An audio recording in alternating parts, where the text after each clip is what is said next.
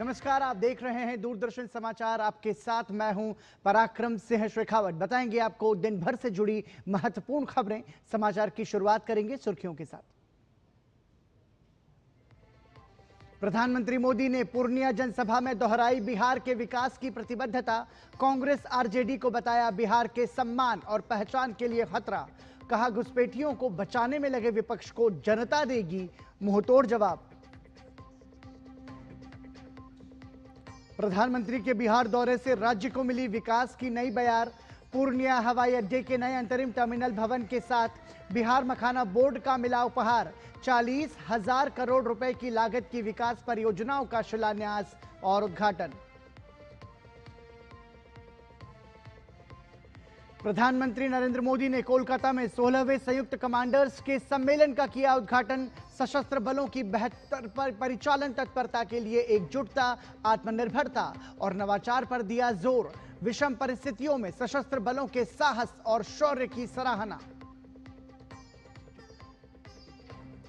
Supreme court का पूरे वक्फ संशोधन कानून पर रोक लगाने से इनकार। केंद्रीय मंत्री किरेन रिजिजू ने कहा फैसला लोकतंत्र के लिए अच्छा संकेत। फैसले पर दोनों पक्ष संतुष्ट। भारत में एआई के इस्तेमाल से जुड़ी रिपोर्ट जारी।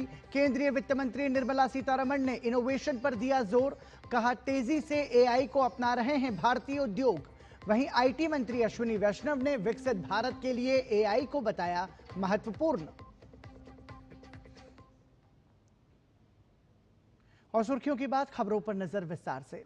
बिहार दौरे पर प्रधानमंत्री नरेंद्र मोदी पूर्णिया पहुंचे तो विपक्ष पर जमकर हमलावर नजर आए। प्रधानमंत्री नरेंद्र मोदी ने कांग्रेस और आरजेडी पर दशकों तक बिहार को लूटने का आरोप लगाया तो एनडीए सरकार के समय हो रहे विकास के बाद भी बिहार को बदनाम करने की साजिश रचने का आरोप भी लगाया। प्रधानमंत्री नरेंद्र मोदी ने बिहार समेत अन्य राज्यों में बढ़ रही घुसपैठ की समस्या के लिए कांग्रेस और उसके सहयोगी दलों को जिम्मेदार ठहराया तो बिहार की माताओं बहनों की बदहाल स्थिति के लिए आरजेडी कांग्रेस के परिवारवाद को कटघरे में खड़ा किया। भारत माता की। बिहार के पूर्णिया में प्रधानमंत्री नरेंद्र मोदी को सुनने उमड़े जनसमूह का उत्साह देखते ही बन रहा था। नरेंद्र मोदी जिंदाबाद। पीएम ने अपने संबोधन में बिहार की डबल इंजन सरकार के काम गिनाए, साथ ही कांग्रेस राजद पर जोरदार प्रहार भी किया। पीएम ने कहा कि पहले तो इन्होंने बिहार का विकास नहीं होने दिया और अब जब बिहार आगे बढ़ रहा है तो कांग्रेस राजद बिहार का ही अपमान करने में जुट गए हैं। अभी आपने देखा होगा आरजेडी की सहयोगी कांग्रेस पार्टी सोशल मीडिया पर बिहार की तुलना बीड़ी से कर रही है। इन लोगों को बिहार से इतनी नफरत है, इन लोगों ने घोटाले और भ्रष्टाचार करके बिहार की साख को बहुत नुकसान पहुंचाया। अब बिहार को विकास करते देखकर कांग्रेस आरजेडी ने फिर बिहार को बदनाम करने की ठान ली है। भाइयों बहनों, ऐसी मानसिकता वाले लोग कभी बिहार का भला नहीं कर सकते। पीएम ने बिहार के सीमांचल सहित देश के कई हिस्सों में घुसपैठियों के कारण उपजे डेमोग्राफी के संकट को रेखांकित किया। पीएम ने कहा कि बिहार, बंगाल, असम कई राज्यों के लोग अपनी बहनों बेटियों की सुरक्षा को लेकर चिंतित हैं। पीएम ने कांग्रेस राजद पर इसको लेकर भी वोट बैंक के स्वार्थ का आरोप लगाया। वोट बैंक का स्वार्थ देखिए, कांग्रेस, आरजेडी और उसके इकोसिस्टम के लोग घुसपैठियों की वकालत करने में जुटे हैं, उन्हें बचाने में लगे हैं और बेशर्मी के साथ विदेश से आए घुसपैठियों को बचाने के लिए ये नारे लगा रहे हैं, यात्राएं निकाल रहे हैं। ये लोग बिहार और देश के संसाधन और सुरक्षा दोनों को दांव पर लगाना चाहते हैं। पीएम ने घुसपैठ के खिलाफ ठोस एक्शन की प्रतिबद्धता दोहराते हुए हाई पावर डेमोग्राफी मिशन का जिक्र किया। पीएम ने कांग्रेस राजद को दो टूक शब्दों में संदेश दिया कि भारत में भारत का कानून चलेगा, घुसपैठियों की मनमानी नहीं। ये मोदी की गारंटी है। जो भी घुसपैठियां हैं उसे बाहर जाना ही होगा। घुसपैठ पर ताला लगाना एनडीए की पक्की जिम्मेदारी है। जो नेता बचाव में खड़े हैं, जो घुसपैठियों को बचाने के लिए मैदान में आ जाए, मैं जरा उनको चुनौती देता हूं। आप घुसपैठियों को बचाने में चाहे जितना जोर लगा लें, आप घुसपैठियों को हटाने के संकल्प पर काम करते रहेंगे। पीएम ने परिवारवाद को लेकर भी कांग्रेस राजद पर जमकर कटाक्ष किया। पीएम ने कहा कि कांग्रेस राजद को सिर्फ अपने परिवारों की चिंता है। पीएम ने कहा कि मोदी के लिए सभी देशवासी ही मोदी का परिवार हैं। प्रधानमंत्री ने आज की सभा में घुसपैठियों पर जबरदस्त हमला बोला और साथ ही उन्होंने यह भी कहा कि विपक्ष किस तरह घुसपैठियों का समर्थन कर रहा है, लेकिन हमारी सरकार घुसपैठियों को बर्दाश्त नहीं करेगी। कैमरामैन विनय तिवारी के साथ कुमार आलोक, डीडी न्यूज, पूर्णिया। इससे पहले बिहार दौरे पर प्रधानमंत्री नरेंद्र मोदी ने राज्य को करीब 40,000 करोड़ रुपए की विकास सौगातें दी।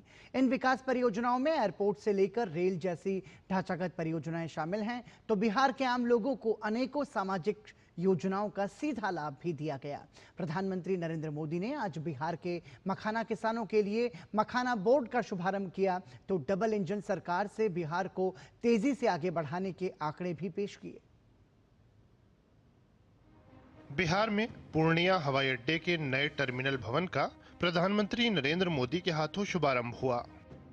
पीएम ने एयरपोर्ट से पहली कमर्शियल उड़ान को हरी झंडी दिखाकर रवाना भी किया। पूर्णिया की धरती से पीएम ने बिहार को करीब 40,000 करोड़ की विकास परियोजनाओं का उपहार दिया। मखाना किसानों को बड़ा तोहफा देते हुए पीएम ने राष्ट्रीय मखाना बोर्ड का शुभारंभ किया। देश के कुल मखाना उत्पादन में बिहार का योगदान लगभग 90% है। बिहार सहित देश भर में मखाना के बाजार, निर्यात और ब्रांड विकास को सुगम बनाने की दिशा में ये बड़ा कदम है। पिछली सरकारों ने मखाने की भी उपेक्षा की और मखाना किसानों की भी उपेक्षा की, और मैं दावे से कहता हूं, ये जो आजकल यहां आकर के चक्कर काटते हैं ना, उन्होंने मेरे आने से पहले मखाना का नाम भी नहीं सुना होगा। ये हमारी सरकार है जिसने मखाना को प्राथमिकता दी है। पीएम ने विक्रमशिला कटारिया के बीच रेल लाइन की आधारशिला रखी। साथ ही अररिया गलगलिया ठाकुरगंज के बीच नई रेल लाइन का उद्घाटन किया। पीएम ने अररिया गलगलिया ठाकुरगंज खंड पर ट्रेन सेवा, जोगबनी और दानापुर के बीच वंदे भारत एक्सप्रेस ट्रेन, सहरसा और छेहरटा अमृतसर तथा जोगबनी और इरोड के बीच अमृत भारत एक्सप्रेस ट्रेनों को हरी झंडी दिखाई। पीएम ने कहा कि पिछड़े को प्राथमिकता और गरीब की सेवा यही मोदी का लक्ष्य है। देश के विकास के लिए बिहार का विकास जरूरी है और बिहार के विकास के लिए पूर्णिया और सीमांचल का विकास जरूरी है। आरजेडी और कांग्रेस की सरकारों के कुशासन का बहुत बड़ा नुकसान इसी क्षेत्र को उठाना पड़ा है, लेकिन अब एनडीए सरकार स्थिति बदल रही है। अब ये क्षेत्र विकास के फोकस में है। पीएम ने भागलपुर के पीरपैंती में ताप विद्युत परियोजना का शिलान्यास किया। यह बिहार में निजी क्षेत्र का सबसे बड़ा 25,000 करोड़ रुपए का निवेश है। पीएम ने कोसी मेची अंतर्राज्यीय नदी संपर्क परियोजना के पहले चरण का शिलान्यास किया। पूर्वोत्तर बिहार के कई जिलों में सिंचाई विस्तार और बाढ़ नियंत्रण की दिशा में ये महत्वपूर्ण प्रयास है। कांग्रेस राजद की सरकारों में बिहार के हालात का उल्लेख करते हुए पीएम ने कहा कि कांग्रेस राजद को राज्य की सत्ता से बाहर करने में सबसे बड़ा हाथ बहन बेटियों का है। आरजेडी के दौर में खुलेआम हत्या, बलात्कार और फिरौती जैसे अपराधों की सबसे बड़ी भुक्तभोगी बिहार की मेरी माताएं, बहनें, यहाँ की महिलाएं थी। डबल इंजन सरकार में वही महिलाएं लखपति दीदी और डोन दीदी बन रही है। पीएम के हाथों 40,000 से ज्यादा लाभार्थियों को प्रधानमंत्री आवास योजना के तहत पक्के घरों का उपहार मिला। पीएम ने कुछ लाभार्थियों को घरों की चाबी सौंपी।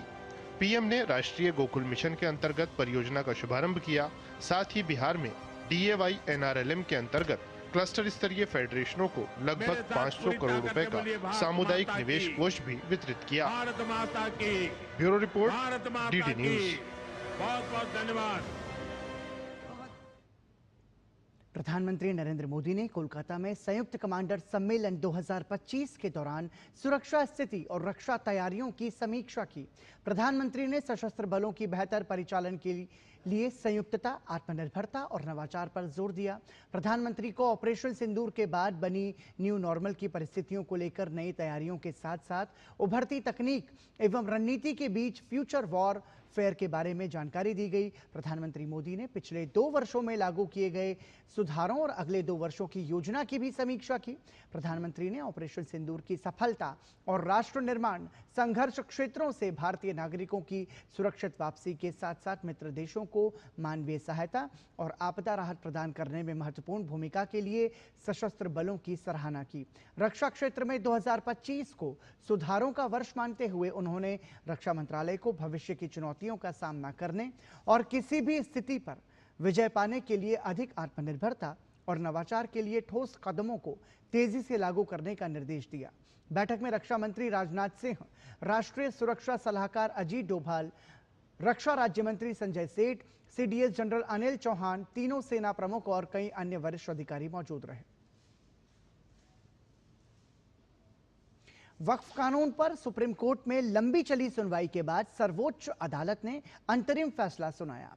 कोर्ट ने कानून की संवैधानिकता को स्वीकार किया तो कुछ प्रावधानों में बदलाव की बात कही। इस फैसले के बाद दोनों ही पक्ष इसे अपनी अपनी जीत बता रहे हैं, तो अभी इस मामले में सुप्रीम कोर्ट को अंतिम फैसला लेना बाकी है। मोदी सरकार ने वक्फ के द्वारा दी जाने वाली संपत्तियों के सही इस्तेमाल ना होने को लेकर एक पारदर्शी कानून लाने का प्रयास किया था, जिसे कोर्ट में चुनौती दी गई।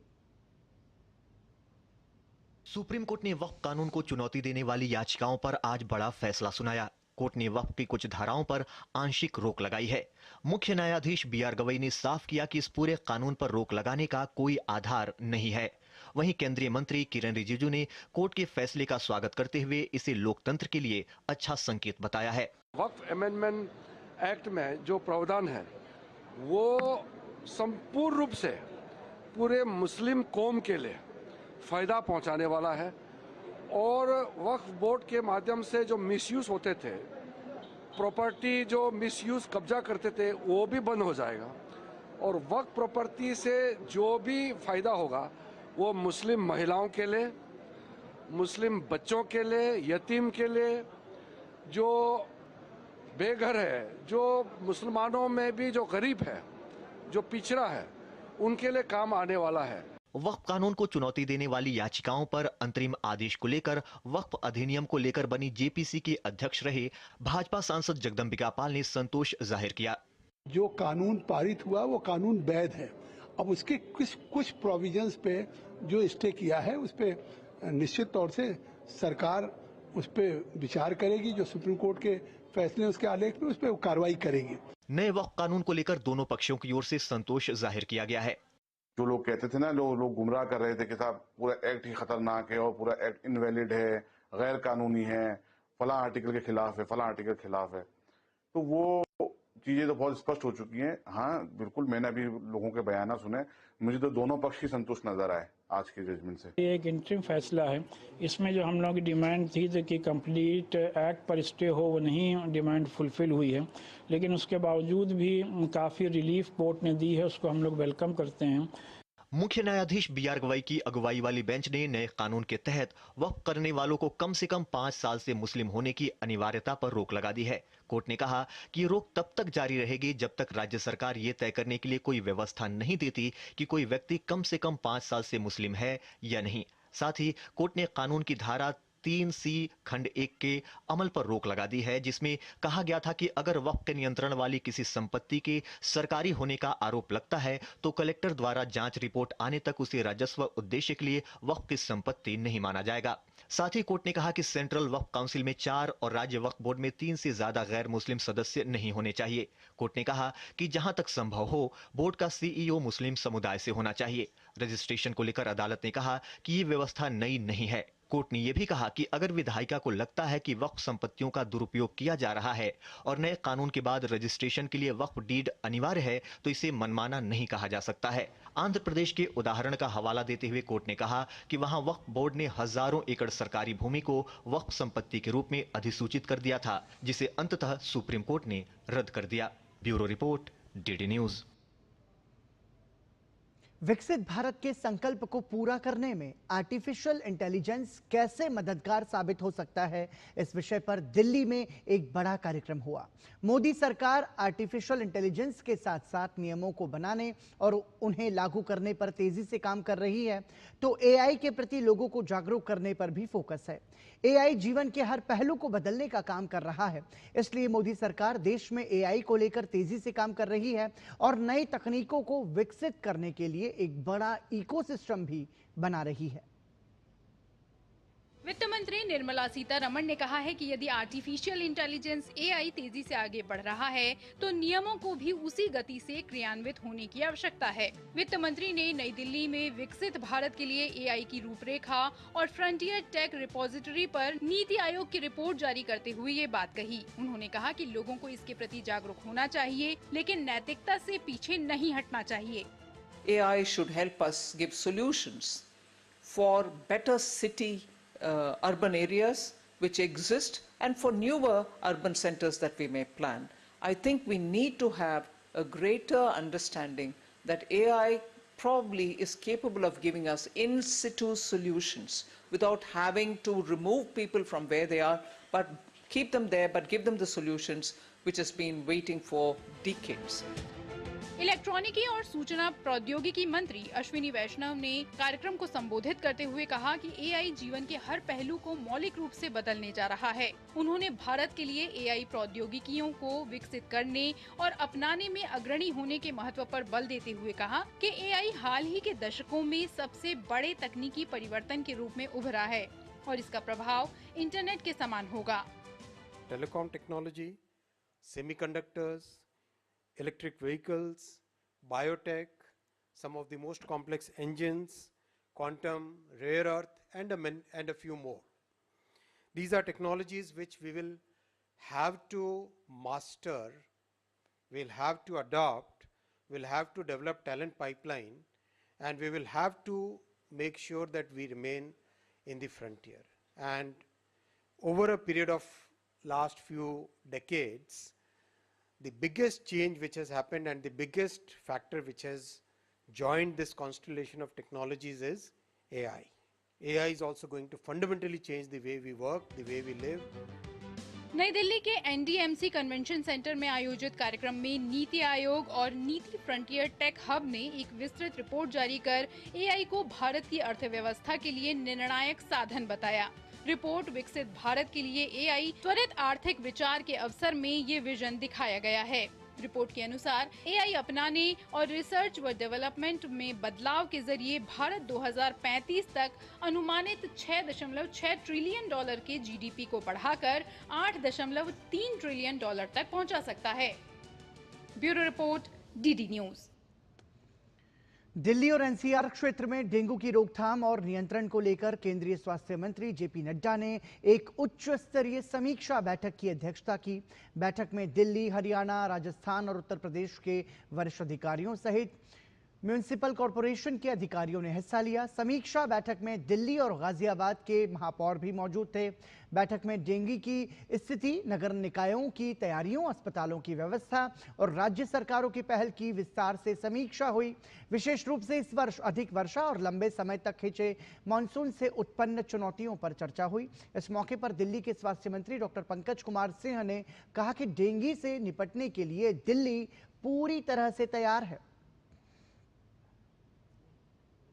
दिल्ली के लिए मैं दिल्ली की जनता को आपके माध्यम से आश्वस्त करना चाहता हूं कि वैसे भी अभी कोई ऐसा कोई विषय नहीं है, लेकिन अगर कोई विषय होता है तो दिल्ली सरकार, एमसीडी सब तैयार है ऐसी किसी भी स्थिति को निपटने के लिए। बैठक के बाद गाजियाबाद के महापौर सुनीता दयाल और दिल्ली के महापौर राजा इकबाल सिंह ने कहा कि लोगों को डेंगू के प्रति जागरूकता के लिए अभियान चलाया जाएगा। पब्लिक अवेयरनेस होनी चाहिए, जनता के अंदर हमें जाना चाहिए। जितने भी पब्लिक रिप्रेजेंटेटिव हैं, जितने भी काउंसलर्स हैं, विधायक हैं, सबको जाना चाहिए और जनता के अंदर हमें बताना चाहिए कि हम वी आर फुली प्रिपेयर्ड। और जब जन चेतना होगी, हम पानी को इकट्ठा नहीं करने देंगे और जहाँ पर हमें लगे कहीं ब्रीडिंग है, we have to inform the concern department. वहाँ पर हम स्प्रे के लिए और सब फॉगिंग के लिए तैयार हैं। हॉस्पिटल्स हमारे तैयार हैं, किसी भी तरह की पैनिक की जरूरत नहीं है और everything is in under control. जागरूकता फैलाएं कि कूलर का पानी है बिल्कुल निकालें, उसे किसी मेडिसिन डाल के, फिनाइल डाल के उसको पोंछें जिससे कि उसमें ना जा सके कुछ भी, उसको ऐसे ही ना छोड़ें। सबसे बड़ी बात थी कि स्कूलों में हम बच्चों को अवेयर करें। राष्ट्रीय कृषि सम्मेलन रबी अभियान 2025 की 2 दिवसीय कार्यशाला का आयोजन दिल्ली में हो रहा है। पहले दिन के समापन सत्र को संबोधित करते हुए केंद्रीय मंत्री शिवराज सिंह चौहान ने इस सम्मेलन की महत्ता को बताते हुए कहा कि कृषि क्षेत्र में भविष्य की योजनाओं को लेकर ये बैठक हुई है, जिसके लिए उन्हें कई सुझाव भी मिले हैं। उन्होंने कहा कि एक राष्ट्र, एक कृषि, एक टीम ही उनका इस सम्मेलन का मूल मंत्र है। केंद्रीय मंत्री ने कहा कि उनका लक्ष्य भारत को फूड बास्केट बनाना है। शिवराज सिंह चौहान ने कहा कि अभी हमारी कृषि विकास दर 3.7% है, जिसे बढ़ाने के लिए हम सभी को मिलकर नीति बनानी होगी। उन्होंने उम्मीद जाहिर करते हुए कहा कि 2 दिवसीय सम्मेलन में रबी अभियान के लिए कई लाभकारी विचार सामने आएंगे। हमारे मन में यह विचार आया कि इतना महत्वपूर्ण विषय खेती, देश की अर्थव्यवस्था की रीढ़ है खेती, देश की आधी आबादी को रोजगार देती है खेती,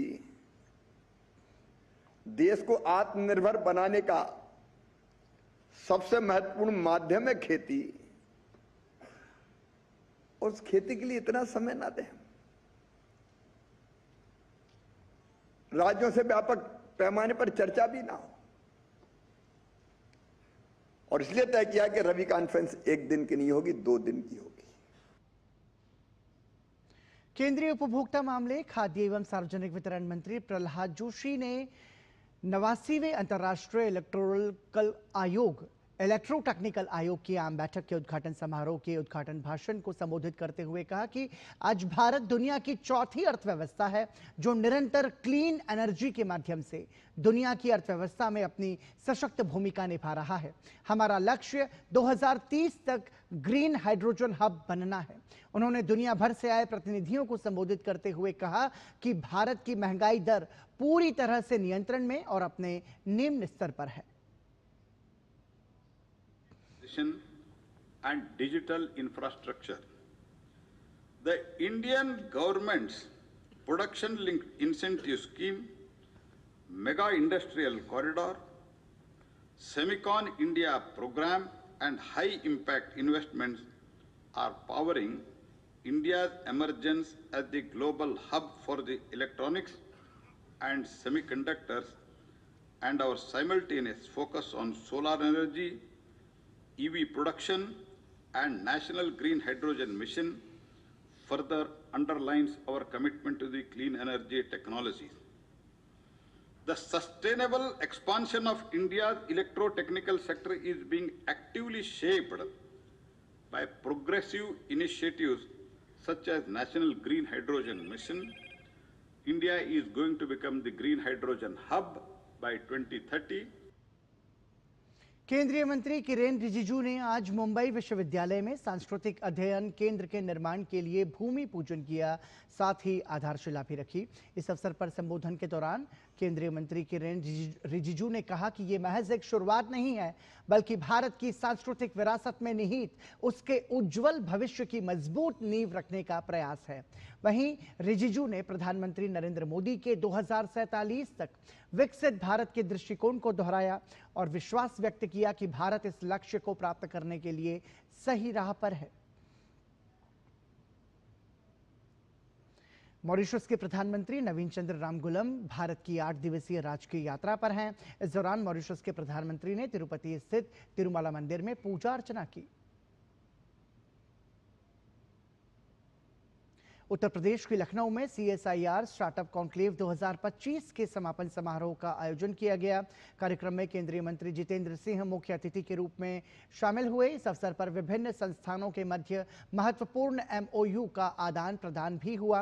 कार्यक्रम को संबोधित करते हुए केंद्रीय मंत्री जितेंद्र सिंह ने कहा कि स्टार्टअप कॉन्क्लेव का आयोजन प्रधानमंत्री मोदी के विज्ञान और नवाचार प्रयासों के विकेंद्रीकरण के प्रयासों के तहत किया गया।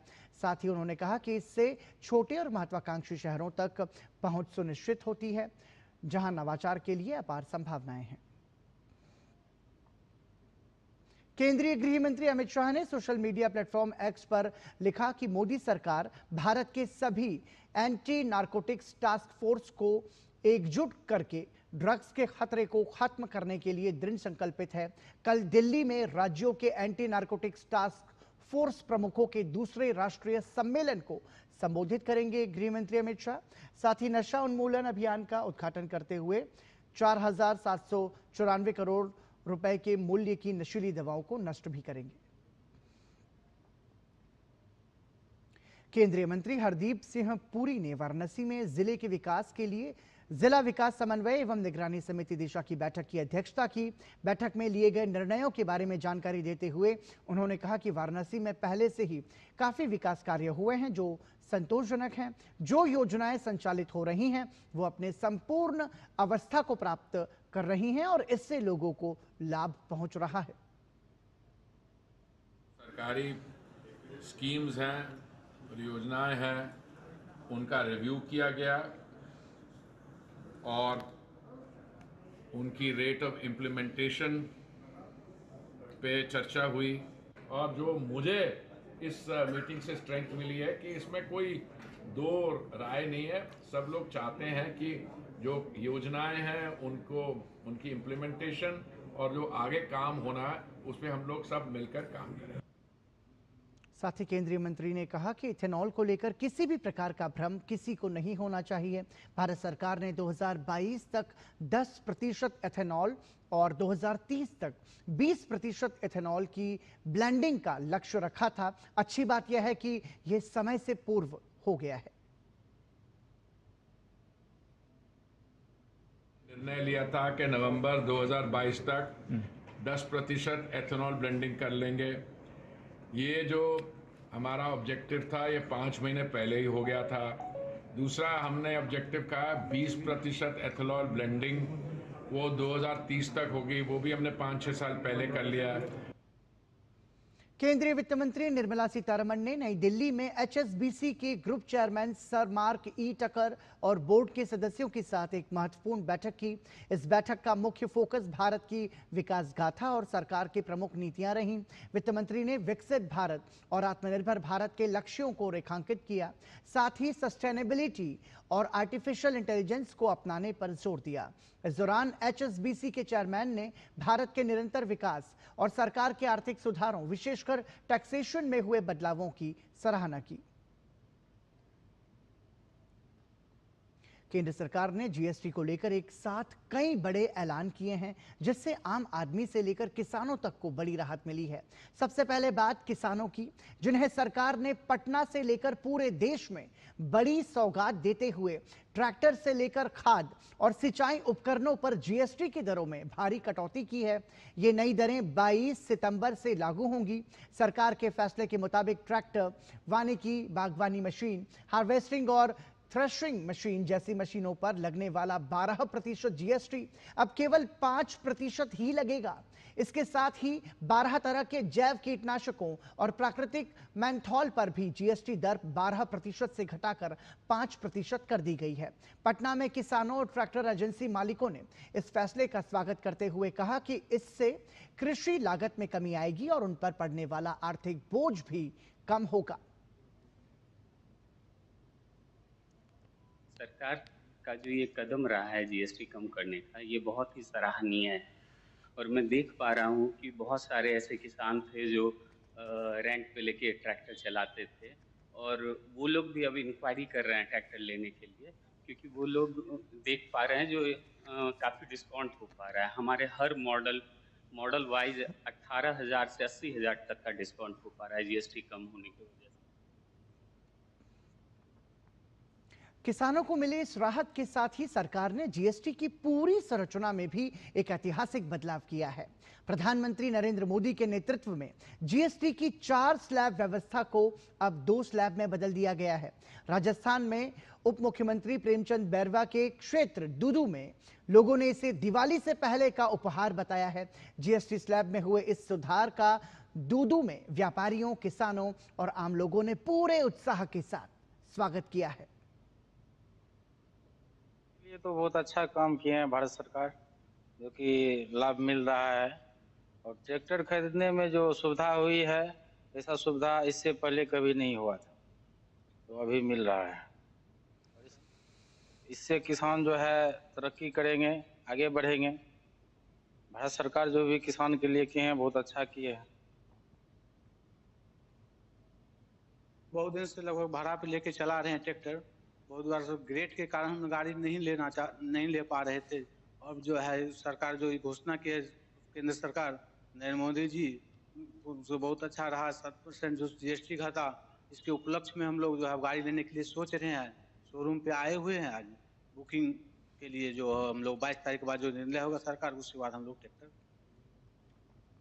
किसान सेक्टर को एक बड़ा फायदा हुआ है। इसकी वजह से किसानों की जो इनपुट कॉस्ट है वो कम आएगी तो आपका अनाज अधिक पैदा होगा और लोगों को सस्ता अनाज मिलेगा। इसी प्रकार से कंस्ट्रक्शन सेक्टर में जो सीमेंट है वो बड़ा एक आधार है निर्माण का, वहाँ भी 28 से 18% पे आगे सीधा 10% का निर्माण कार्य में फायदा होगा। तो आम किसान, आम आदमी को निर्माण अपना मकान बनाएगा, उसमें भी बड़ा उसको फायदा होने वाला है। जीएसटी में एक बड़ा बदलाव किया है आर्थिक सुधार को बढ़ाने के लिए। तो आपकी सोच वहाँ भी ये थी कि आर्थिक सुधार में एक नई पहल होगी और उसी पहल से एक आम आदमी से लेकर के महिलाओं को, किसानों को, सभी को एक अच्छे स्तर पर जनता के मध्य में रहते हुए बहुत ही अच्छा सुधार और मुनाफा प्राप्त होगा। सभी वर्ग को देखकर भारत सरकार ने जीएसटी में 10% की कटौती की है। किसान वर्ग को भी विशेष ध्यान रखा गया। जो कृषि के जो भी यंत्र थे उन पे 12% था जीएसटी, उसको 12 से 5% पे कर दिया। तो हर प्रकार से किसान अपना कृषि यंत्र खरीद सके और काफ़ी राहत मिलेगी इस जीएसटी से। मोदी जी का मैं तहे दिल से धन्यवाद करना चाहता हूं कि उन्होंने दीपावली से पहले किसानों को व आम आदमी को बहुत बड़ा तोहफा दिया है। इससे गरीब परिवार की दीपावली बरकरार रहेगी, खुशियों से मनेगी। काश्तकारों को मशीनरी में आज पहले काफ़ी नुकसान था टैक्स का, आज बहुत फ़ायदा हो गया। ट्रैक्टर हुआ, मशीनरी जैसे कोई कीटनाशक, कोई दवाइयाँ हुई, इनमें काफ़ी टैक्स कम किया गया है। उसके लिए काश्तकार तहे दिल से उनका हार्दिक अभिनंदन और धन्यवाद करना चाहते हैं। और अब बात उस फैसले की जिससे देश के करोड़ों परिवारों को सीधी राहत मिलने वाली है। जीएसटी काउंसिल की बैठक में स्वास्थ्य और जीवन बीमा पर लगने वाले जीएसटी को पूरी तरह से खत्म कर दिया गया है। इस फैसले से बीमा पॉलिसी लेना अब पहले से काफी सस्ता हो जाएगा। सरकार ने स्वास्थ्य और जीवन बीमा पॉलिसियों पर लगने वाली 18% की जीएसटी दर को घटाकर 0 कर दिया है। यह नियम भी 22 सितंबर से लागू होगा, जिसके बाद आम आदमी को बीमा प्रीमियम पर कोई टैक्स नहीं देना होगा। इस ऐतिहासिक फैसले से न केवल लाखों परिवारों को आर्थिक लाभ मिलेगा, बल्कि देश में बीमा सेक्टर को भी बड़ी तेजी मिलने की उम्मीद है। जीएसटी 2.0 में जो इस बार सुधार किया गया है वित्त मंत्री द्वारा, और जीएसटी के दायरे से बहुत सारी चीजों को उसमें कम किया गया, वो जो सबसे बड़ा फायदा स्वास्थ्य बीमा में। और आम जनता जो स्वास्थ्य बीमा कम कराती थी, स्वास्थ्य को प्रायोरिटी पर नहीं रखती थी, उनके लिए और अच्छा हो गया कि अब वो स्वास्थ्य बीमा भी कराएंगे।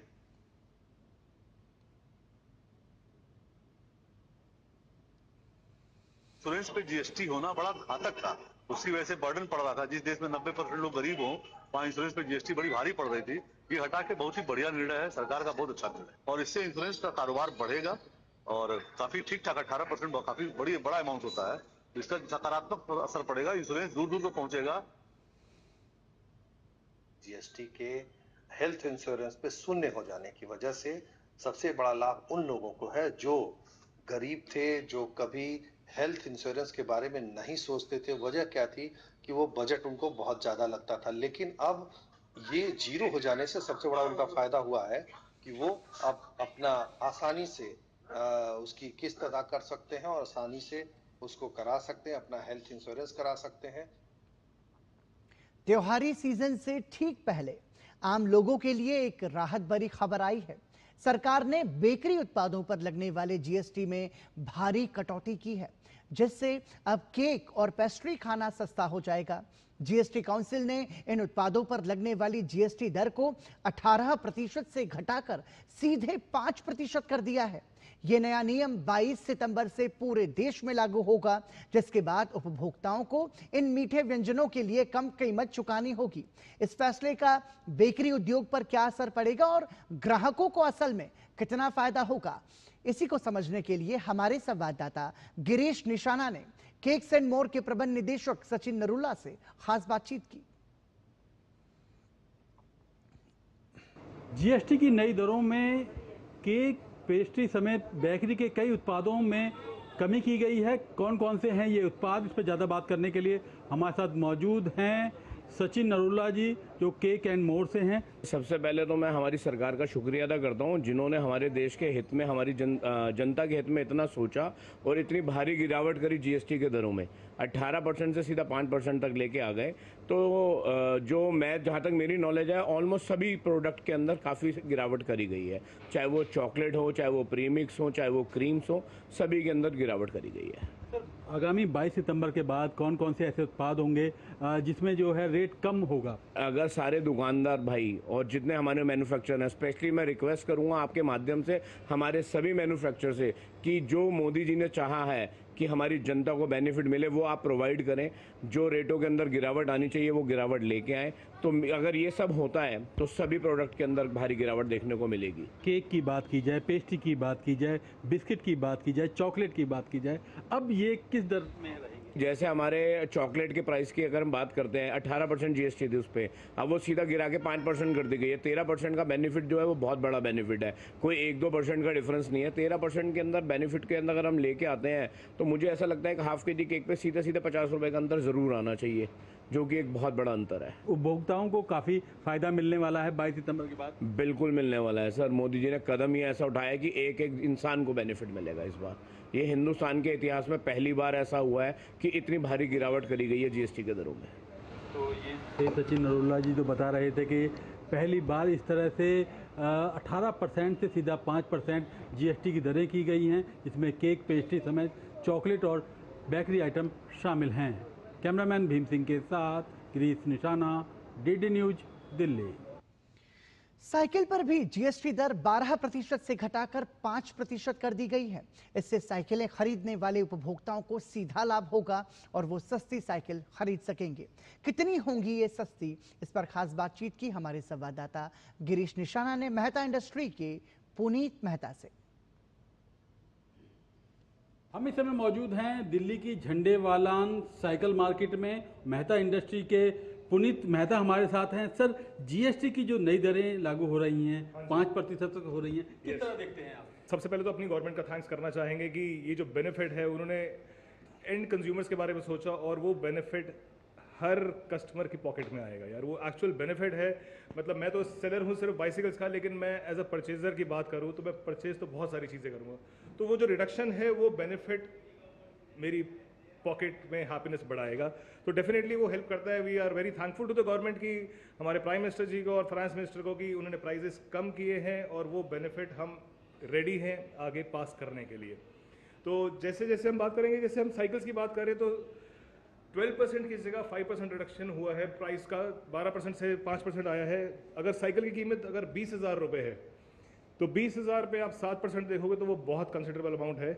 छोटी साइकिल पे भी डेफिनेटली इंपैक्ट आएगा। 5,000 की साइकिल है तो उस पर 7% रिडक्शन हुआ तो वो करीबन 350 रुपये हुआ। अगर आप 20,000 का साइकिल देखोगे या 30,000 का साइकिल देखोगे तो उस पर रिडक्शन कंसिडरेबल हो जाता है। तो आपका आना जाना फ्री हो जाएगा, या साइकिल के ऊपर एसेसरीज ले रहे हो वो फ्री हो जाएगा, या आप बाहर निकलते हो शॉपिंग करने के लिए यार, तो आपका समझो एक टाइम का मील है, बाहर गए अपने किसी रेस्टोरेंट में जाके खाना खाया तो वो फ्री हो जाएगा। ग्राहकों को कितना फायदा मिलेगा सर 22 सितंबर के बाद? कस्टमर्स को तो वो 7% का तो स्ट्रेट फॉरवर्ड बेनिफिट है ना। वही बता रहा हूँ कि यार अगर जैसे जैसे साइकिल का प्राइस बढ़ेगा, कोई 10,000 का साइकिल है तो उस पर 700 रुपये फ़र्क आया, कोई 20,000 का साइकिल है उस पर 1,400 रुपये का फ़र्क आया। ऐसे आजकल बच्चे ना स्क्रीन में बिजी हो गए, स्क्रीन टाइम बढ़ते जा रहा है, प्ले टाइम ख़त्म। तो हमारी गवर्नमेंट ने, हमारे प्राइम मिनिस्टर ने हमको एक गिफ्ट दिया है कि अपनी हेल्थ की तरफ ध्यान रखो।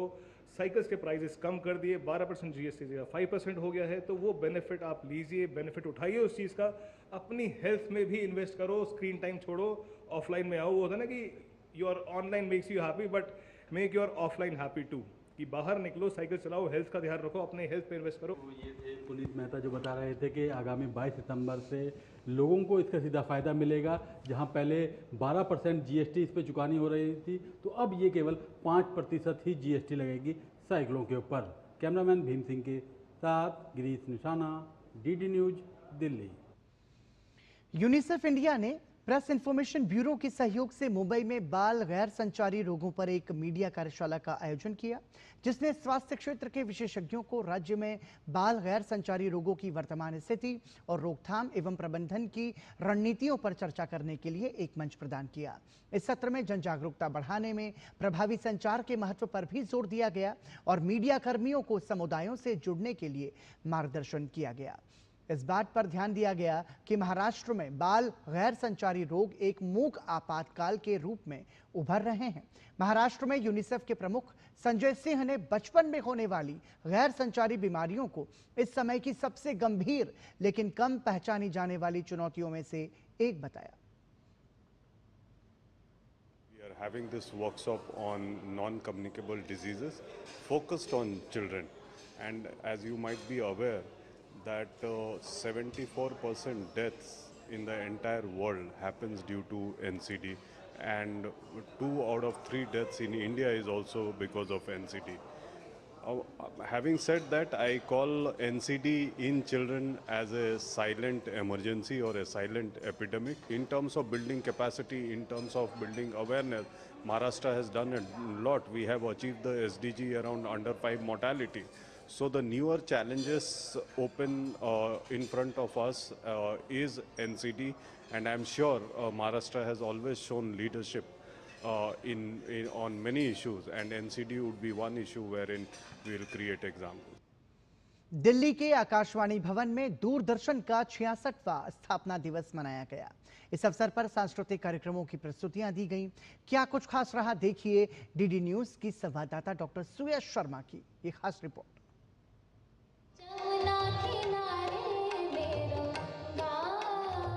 दिल्ली के आकाशवाणी भवन में सोमवार की शाम दूरदर्शन के 66वें स्थापना दिवस के उपलक्ष्य में शब्दांजलि नामक एक भव्य सांस्कृतिक समारोह का आयोजन किया गया। कार्यक्रम का शुभारंभ प्रसार भारती के CEO गौरव द्विवेदी, दूरदर्शन के महानिदेशक एवं DD न्यूज की महानिदेशक श्रीमती प्रिया कुमार ने दीप प्रज्वलन कर किया। इस अवसर पर प्रसार भारती के CEO गौरव द्विवेदी ने कहा, दूरदर्शन था, दूरदर्शन है और दूरदर्शन रहेगा। चाहे वो 1 ट्रांसमीटर अ डे वाला 80s और 90s का दौर रहे, चाहे वो सेट टॉप बॉक्सेस का दौर रहे, चाहे वो लीनियर से बढ़कर डिजिटल और OTT का दौर रहे, दूरदर्शन था, दूरदर्शन है और दूरदर्शन रहेगा। दूरदर्शन के महानिदेशक ने कहा कि दूरदर्शन आज देश का सबसे बड़ा और सबसे भरोसेमंद सार्वजनिक प्रसारण नेटवर्क बन चुका है।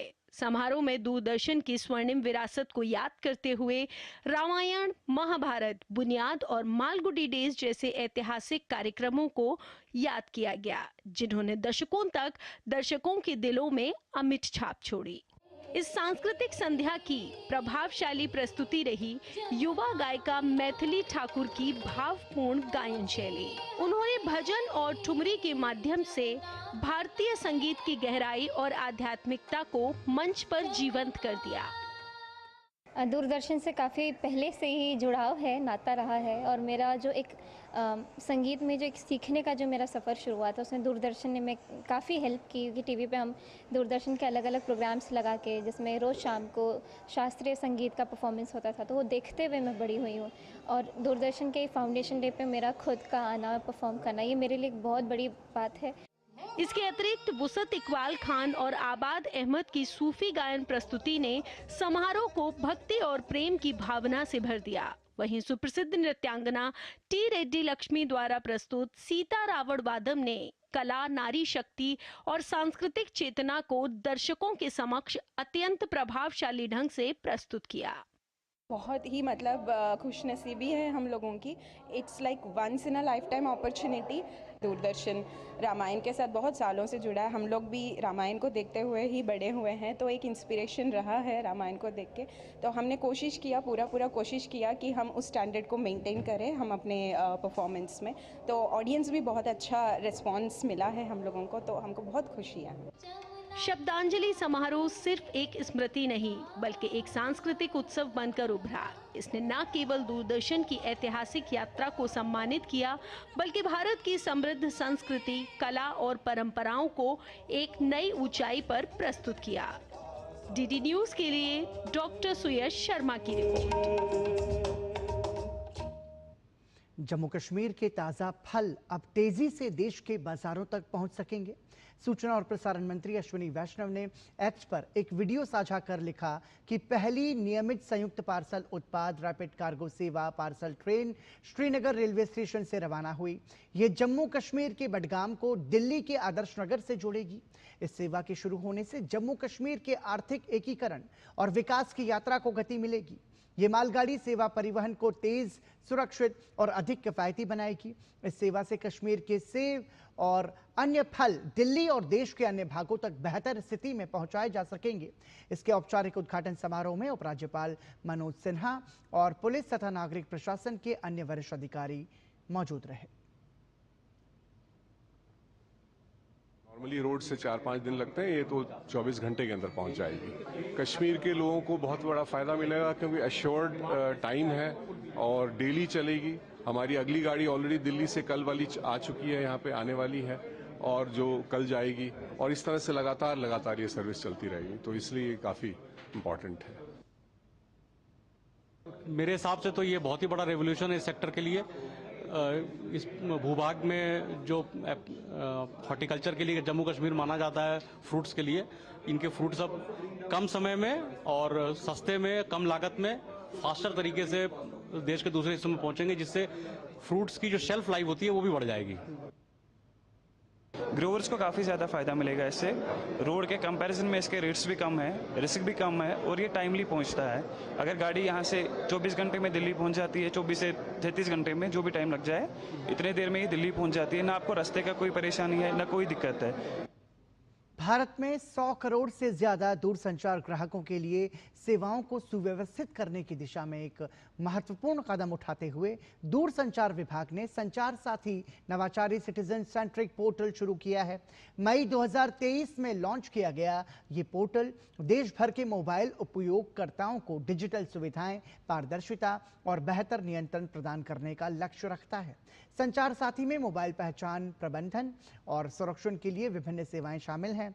प्रमुख विशेषताओं में पहचान दस्तावेजों के माध्यम से पंजीकृत मोबाइल कनेक्शंस की जांच, खोए या चोरी हुए हैंडसेट को ब्लॉक करना और डिवाइस के IEMI नंबर की प्रामाणिकता सुनिश्चित करना शामिल है। इसके अलावा पोर्टल चौक पहल के तहत धोखाधड़ी, आतंकवादी संचार, स्पैम, SMS या ईमेल जैसे संभावित खतरों के प्रति जागरूकता बढ़ाने के लिए एक सुरक्षित सिस्टम प्रदान करता है।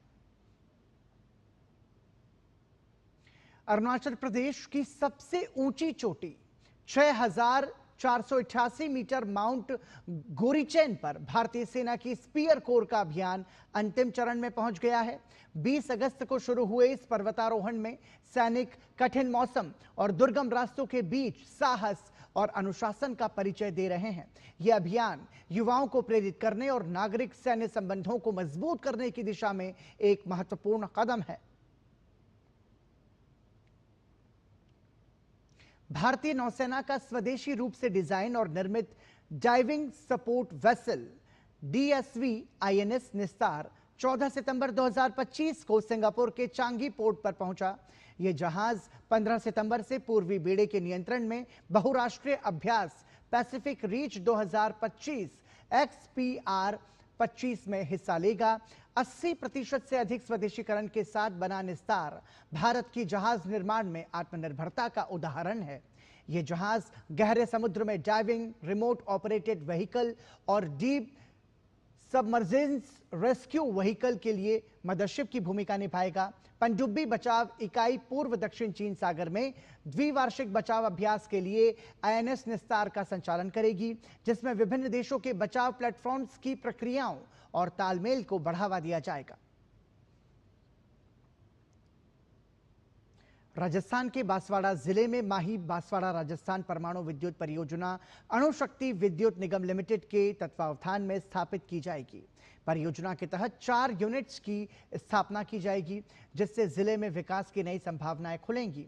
मध्य प्रदेश और गुजरात की सीमा से सटे इस क्षेत्र में औद्योगिक गतिविधियों को बढ़ावा मिलेगा।